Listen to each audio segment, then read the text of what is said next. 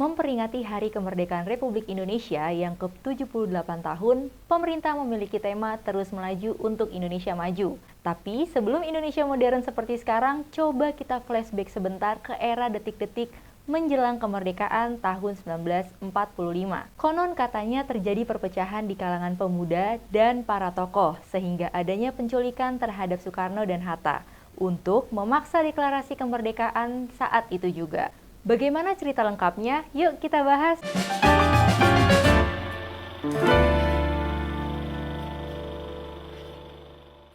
Setelah pembahasan jatuhnya bom atom di Hiroshima dan Nagasaki kemarin, pada tanggal 14 Agustus 1945, Jepang menyatakan menyerah tanpa syarat kepada sekutu.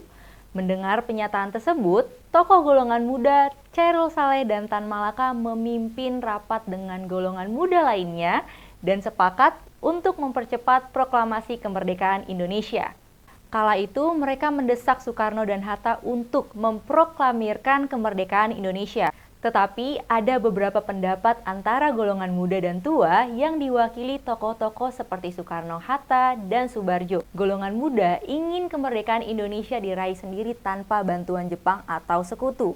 Sementara golongan tua berpendapat bahwa kemerdekaan harus dipersiapkan dan dirapatkan dulu dengan PPKI. Golongan muda menolak gagasan itu karena menganggap PPKI merupakan organisasi bentukan Jepang. Alasan lain dari golongan tua bahwa deklarasi kemerdekaan tidak bisa dilakukan secara tergesa-gesa karena rentan dengan pertumpahan darah, mengingat masih banyak tentara Jepang yang tertinggal di Indonesia.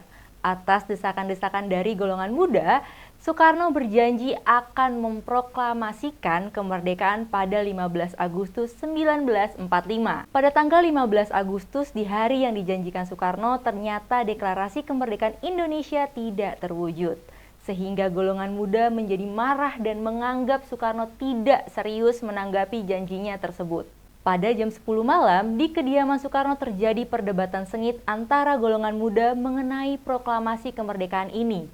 Wikana dari golongan muda bahkan mengancam Soekarno jika beliau tidak mengumumkan kemerdekaan saat itu juga. Tetapi Soekarno bersikeras untuk berunding dengan golongan tua lainnya, karena kemerdekaan Indonesia tidak bisa diputuskan sendiri. Mendengar jawaban itu, golongan muda sepakat untuk menculik Soekarno dan Hatta. Pada jam 3 dini hari, Soekarno dan Hatta dijemput paksa oleh sekelompok pemuda yang diantaranya Syahrir, Wikana, Sukarni, dan Chairul Saleh untuk dibawa ke Rengas Dengklok. Tempat Soekarno dan Hatta adalah rumah milik seorang petani keturunan Tionghoa, Jiao Qisong. Rumah tersebut juga merupakan markas peta Purwakarta. Pemilihan Rengas Dengklok juga dikarenakan jarak yang cukup jauh dari ibu kota dan bebas dari pengaruh Jepang. Perdebatan kembali memanas antara Soekarno, Hatta, dan golongan muda di rumah tersebut. Sehingga Ahmad Soebardjo berinisiatif untuk datang ke Rengas Dengklok dan menjadi penengah dalam perdebatan itu. Dengan negosiasi yang dilakukan Soebardjo, rapat akhirnya disepakati untuk memproklamasikan kemerdekaan Indonesia pada 17 Agustus 1945. Esok paginya mereka kembali ke Jakarta bersama dengan golongan muda untuk membuat teks proklamasi di rumah Laksamana Maeda. Teks proklamasi tersebut disusun oleh Soekarno, Hatta, dan Soebardjo. Soekarno yang juga hadir dalam rapat menyarankan teks tersebut ditandatangani dan disepakati oleh Soekarno dan Hatta. Lokasi pembacaan proklamasi kemerdekaan Indonesia tadinya direncanakan di lapangan Ikada yang sekarang menjadi lapangan Monas. Hingga akhirnya diputuskan untuk dilakukan di rumah Soekarno pada Jalan Pegangsaan Timur nomor 56 untuk menghindari kericuhan karena tentara Jepang sudah berjaga di lapangan Ikada.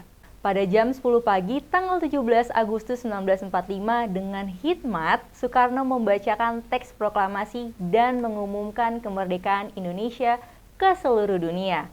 Di upacara proklamasi ada sambutan dari Wali Kota Jakarta dan perwakilan pemuda. Pengibaran bendera merah putih yang dijahit oleh Ibu Fatmawati dilakukan oleh Suhud dan Latif Hendra Ningrat.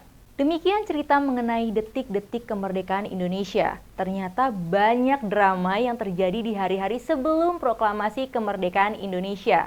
Kita sebagai generasi muda hanya tinggal melanjutkan kemerdekaan yang sudah diperjuangkan oleh mereka dengan hal-hal positif. Semoga tema kemerdekaan tahun ini dapat menjadi tambahan semangat bagi kita untuk benar-benar menuju Indonesia maju tahun 2045. Jangan lupa like dan subscribe agar tidak ketinggalan konten menarik lainnya. Kalau ada tema lain yang mau dibahas juga boleh ditulis di kolom komentar ya. Sampai jumpa di 2SKS selanjutnya.